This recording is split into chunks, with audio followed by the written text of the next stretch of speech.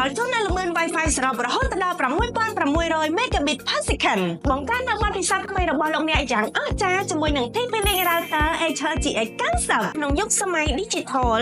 ការលេងហ្គេមអនឡាញនិងការ Live វីដេអូកំពុងតែកើនឡើង TP-Link HRGX 90គឺជាជម្រើសដ៏ល្អឥតខ្ចោះសម្រាប់លោកអ្នកជាមួយនឹងបច្ចេកវិទ្យា Wi-Fi 6ចំនួនថ្មីផ្ដល់ជូននូវល្បឿន Wi-Fi សរុបរហូតដល់